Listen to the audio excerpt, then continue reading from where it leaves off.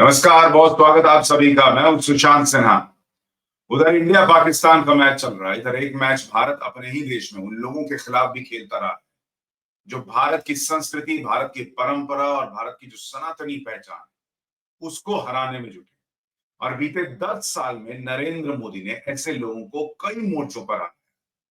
लेकिन सबसे बड़ी बात यह है कि जब नरेंद्र मोदी को ऐसे लोगों का साथ मिल जाता है जो कि वाकई उसी सोच के साथ चल रहे हैं जो नरेंद्र मोदी इस देश के हिंदुओं, इस देश के सनातनियों के लिए रखते हैं, तो मामला अलग लेवल पे जाता है। और इसीलिए आज प्रधानमंत्री मोदी और बागेश्वर धाम सरकार, बागेश्वर बाबा की जो मुलाकात हुई है, वो अपने आप में बहुतों में आग लगाने वाली है। इस वीडियो में आपको बताऊंगा कि आज पीएम मोदी ने बागेश्वर बाबा की पर्ची कैसे खोल दी। जो बागेश्वर बाबा दूसरों की पर्ची खोलते हैं, उनकी पर्ची पीएम मोदी ने आज खोल दी और उनके मां के सामने खोल दी। तो वो भी आपको दिखाऊंगा।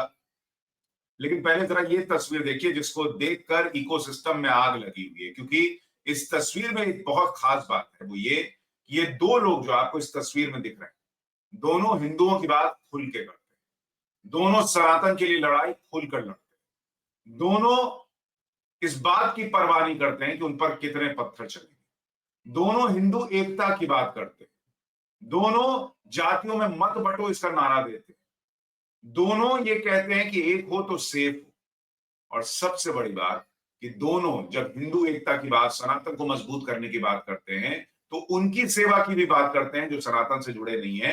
यानी सबको साथ लेकर चलने का, विकास का जो काम है वो करने की बात करते हैं। और इसीलिए बागेश्वर बाबा के कार्यक्रम में जब पीएम मोदी पहुंचे तो वहां क्या क्या हुआ है आपको देखना चाहिए।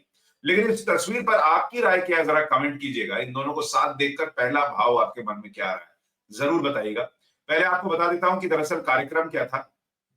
दरअसल ये कार्यक्रम था कि वहां पर जो बागेश्वर धाम सरकार है, या वहां पर बागेश्वर धाम में एक कैंसर हॉस्पिटल बागेश्वर बाबा खोल रहे हैं। 200 करोड़ रुपए की लागत इसमें आने जा रही है।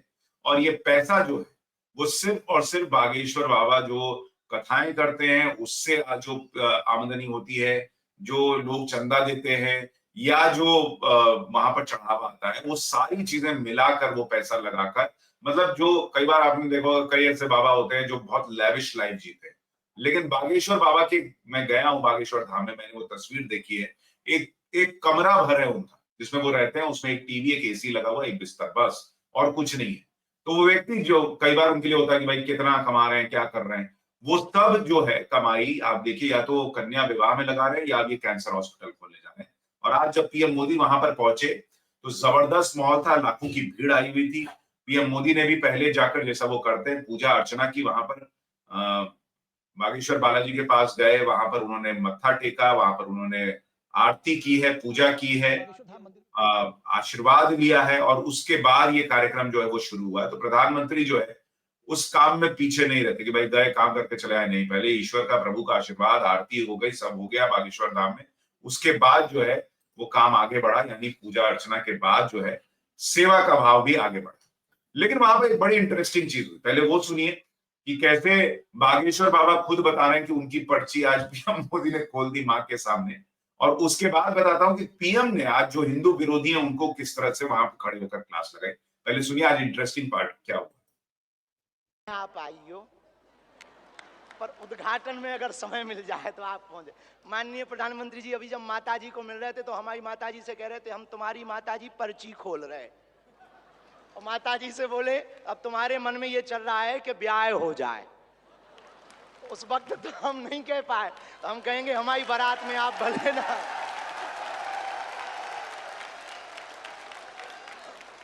और हमने जब माताजी के प्रति आपका भाव देखा, सॉल लाए माताजी के लिए, और हमें मिला संदेशा के 5 मिनट हम माताजी को मिले। हम माताजी का जैसे ही भाव माताजी के प्रति देखा, हमने वहीं बैठे बैठे प्रण लिया कि माननीय प्रधानमंत्री जी की माताजी के नाम से इस अस्पताल में एक वार्ड बनाया जाएगा। हमारे मन में ये आया, और बस यही कहेंगे, हम तो कुछ जानते नहीं हैं, ज्यादा पढ़े लिखे भी नहीं, अंत में यही कहेंगे आप स्वस्थ रहें और आप ऐसे ही सत्ता में रहें ताकि भारत ऐसे ही विकास करता रहे। तो ये बड़ा इंटरेस्टिंग किस्सा है कि प्रधानमंत्री जब वहां पर गए तो उन्होंने बागेश्वर बाबा की मां से मिलने का अनुरोध किया। आप देखिए प्रधानमंत्री भाई जाते अपना कार्यक्रम था फीता काटते वहां पर कार्यक्रम करते चले आते। नहीं बॉस, वहां गए, उन्होंने कहा 5 मिनट में आपकी माता जी से भी मिलूंगा। माता जी से मिले, उनसे कहा कि आपके मन में क्या चल रहा है, मैं जानता हूं कि बेटे की शादी कब है। और बागेश्वर बाबा कह रहे हैं कि मेरी शादी में भले मत आइएगा, लेकिन आप जो है वो उस हॉस्पिटल के उद्घाटन समारोह में जरूर आ जाइएगा। और सबसे बड़ी बात कि प्रधानमंत्री ने इसके बाद ये भी क्लियर कर दिया कि वो बागेश्वर बाबा की बारात में भी आएंगे। तो जिन लोगों की बारात निकालने के लिए खुद प्रधानमंत्री नरेंद्र मोदी और बागेश्वर बाबा जो सनातन विरोधियों की बारात निकाल रहे हैं वो तो है ही, लेकिन बागेश्वर बाबा की बारात में पीएम मोदी पहुंचेंगे, ये भी उन्होंने आज क्लियर कर दिया। तो बड़ा इंटरेस्टिंग। और जब देखिए बागेश्वर बाबा उनके बारे में बता रहे किस तरह से वो हंस रहे, एक बार जरा वो छोटा सा वीडियो फिर पीएम की बात सुनाता हूँ। आप आइयो, पर उद्घाटन में अगर समय मिल जाए तो आप पहुंचे। माननीय प्रधानमंत्री जी अभी जब माता जी को मिल रहे थे तो हमारी माता जी से कह रहे थे हम तुम्हारी माता जी पर्ची खोल रहे हैं। और माता जी से बोले अब तुम्हारे मन में ये चल रहा है कि ब्याह हो जाए। उस वक्त तो हम नहीं कह पाए, तो हम कहेंगे हमारी बारात में आप भले ना। तो प्रधानमंत्री भी बहुत रिलैक्स मूड में थे और जिस तरह से वो हंस रहे मुस्कुरा रहे, ये प्रधानमंत्री का बड़ा सहज भाव है, जिस तरह से वो लोगों से मिलते हैं।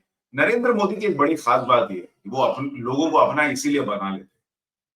कोई दूसरा नेता होता ना, जाता मंच पे चढ़ता, भाई अपना हाथ हिलाता, हो जाता कि भाई मैं कार्यक्रम में गया, मैंने कैंसर हॉस्पिटल खुला, उसका काम कर दिया। प्रधानमंत्री ने वहां जाकर जिस तरह से मां से मुलाकात की बागेश्वर बाबा की, यही आपको दिखाता है कि उनकी सोच क्या है, किस तरह से वो लोगों को अपना बना लेते हैं और किस तरह से एक भाव रहता है कि भाई सामने वाले से बस काम का मतलब नहीं है।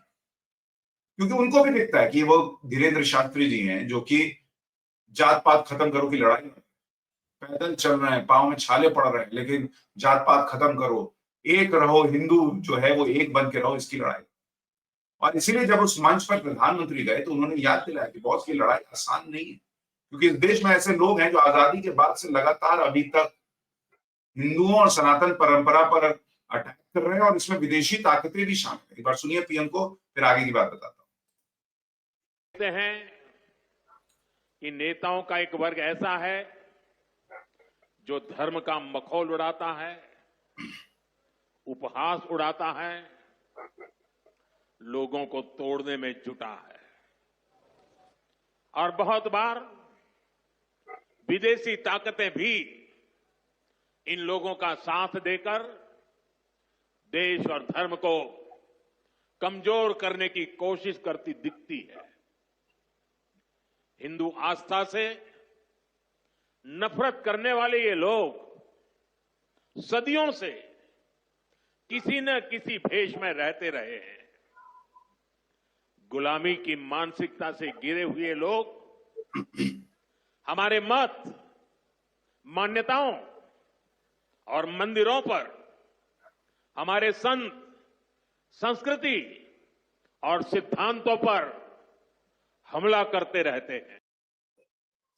ये बात प्रधानमंत्री ने इसलिए याद दिलाई क्योंकि जिस तरह से आप देखिएगा एक इकोसिस्टम काम करता है और उसमें सबसे दुखद बात ये होती है कि जो लोग जैसे बागेश्वर बाबा जैसे लोग अगर हिंदू एकता की बात करते हैं, सनातन परंपरा को मजबूत करने की बात करते हैं, तो इस इकोसिस्टम के चक्कर में हिंदू भी खड़ा होकर उनको गाली देते। इतनी सी भी अगर कहीं कोई गलती हो जाए तो उसमें ऐसा तूफान मचा दिया जाता है जिसे पता नहीं क्या हो। लेकिन कोई व्यक्ति क्या, आप सोचिए ना, क्या पड़ी है बागेश्वर बाबा को कि वहां छतरपुर में कैंसर हॉस्पिटल खुले। मैं उनकी, वो तो अपना पर्ची खोल रहे हैं, फेमस हो गए, पॉपुलर हो गए, इस उम्र में हो गए, 30 साल के भी नहीं है। आप बताइए इस उम्र में इतना पॉपुलर हो गए, उनको क्या पड़ी है कि घूम घूम के लोगों से कहे कि जात पात में मत बतो भाई, अपनी पहचान हिंदू की रखो। उनको क्या पड़ी है कि वो जो है वो प्रधानमंत्री के पास जाएंगे, सर आप आइए या अस्पताल खोल रहे हैं, क्योंकि उनको पता है कि ऐसा करने से अगर प्रधानमंत्री वहां छतरपुर पहुंच रहे हैं और वहां कैंसर हॉस्पिटल खुल रहा है तो देश भर में वैसे भी जो जो मंदिर हैं उनका फंड जो है कई जगह सरकारों के कंट्रोल में है, लेकिन उसके बावजूद कई मंदिर जो है वो गरीबों को खाना खिलाना, शादी ब्याह कराना, अस्पतालों में योगदान देना, बहुत कुछ ऑलरेडी कर रहे हैं। लेकिन वो चीज और बढ़ जाएगी अगर प्रधानमंत्री इस तरह के आयोजन में जुड़ते हैं और यही सोच प्रधानमंत्री की भी रही। और सबसे बड़ी बात कि दोनों जब हिंदू एकता की बात करते हैं, आप देखिए प्रधानमंत्री ने अभी कुछ दिन पहले छावा पे कुछ बोला, सुनिए फिर वो छावा वाली बात भी आपको बताता हूं। जब मुंबई का जिक्र आया है तो फिल्मों के बिना न साहित्य की बात पूरी होगी और न मुंबई की। ये महाराष्ट्र और मुंबई ही है जिसने मराठी फिल्मों के साथ साथ हिंदी सिनेमा को ये ऊंचाई दी है। और इन दिनों तो छावा की धूम मची हुई थी।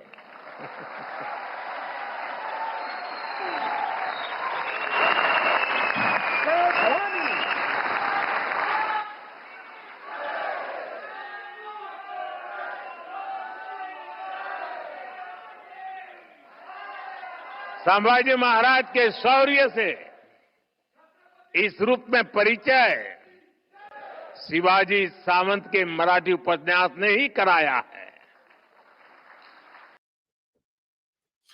आप सोचिए, छत्रपति संभाजी महाराज, छावा फिल्म देखकर लोग रो पड़े कि बहुत इस तरीके का अत्याचार हुआ है।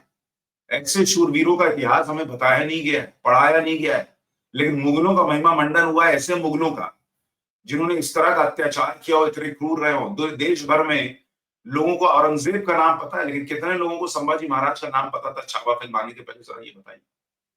वो तो फिल्में इस तरह की अब बन पा रही हैं क्योंकि नरेंद्र मोदी ने 10 साल में वो माहौल बनाया कि लोगों को मंदिरों में जाने में शर्म नहीं आती, लोगों को पूजा पाठ करने में शर्म नहीं आती, लोगों को ऐसी फिल्में बनाने में गुरेज नहीं है, परहेज नहीं है कि कोई देखने भी जाएगा या नहीं जाएगा। अपना धर्म लोग अब गर्व के साथ अपने सीने पर लेकर चल पा रहे हैं क्योंकि नरेंद्र मोदी ने वो माहौल दिया। नहीं तो वो आपके अंदर इंजेक्शन डाला हुआ था कि अरे हिंदुत्व की बात करते हो तुम, तो सेक्युलर नहीं रहे, तुम तो कम्युनल हो गए। तुम अरे मंदिर जाने में क्या रखा है? गोवा चलेंगे, शिमला चलेंगे। गोवा शिमला जाने में भी कोई बुराई नहीं है, लेकिन अगर दूसरे धर्म के लोग अपनी आस्था को मान सके, इसका व्यवहार, इसकी व्यवस्था आप करते तो अपना धर्म मानने की भी तो व्यवस्था कीजिए। लेकिन जो वो कह रहे थे कि जानबूझकर ये चीजें इस देश में हुई हैं हिंदुओं को कमजोर करने के लिए, और हिंदुओं को सिर्फ मंदिर बना के मजबूत नहीं किया जा रहा। ये जो एक है तो सेफ है इस नारे से मजबूत किया जा रहा है, और ऐसे जो सनातनी आगे आ रहे हैं उनके साथ खड़े होकर मजबूत किया जा रहा है। और साथ ही आप ये भी ध्यान रखिए, ये जो रिलीजियस टूरिज्म जिसका नाम दिया जाता है, उससे सिर्फ हिंदुइज्म नहीं बल्कि हिंदू से जुड़े लोग, इस देश का हर व्यक्ति जो है वो मजबूत हो रहा है, देश की अर्थव्यवस्था तक मजबूत हो रही है। ये सोच नरेंद्र मोदी के पहले किसी के पास थी ही नहीं, ये भी करके देखते, क्योंकि उनको डर लगता था कि भाई मंदिर कॉरिडोर बना दिया, काशी विश्वनाथ कॉरिडोर बना दिया तो एक वोट बैंक छिटक जाएगा। ये इस देश में बदला है, और आज जिस तरीके से नरेंद्र मोदी और बागेश्वर बाबा इस तरह से साथ आए हैं, मुझे लगता है ये संकेत है कि आने वाले दिनों में और क्या कुछ होने वाला है, और हिंदू एकता की जो कोशिश है वो कितनी मजबूत होने वाली है। आपकी राय क्या है? कमेंट करके जरूर बताइए। नमस्कार।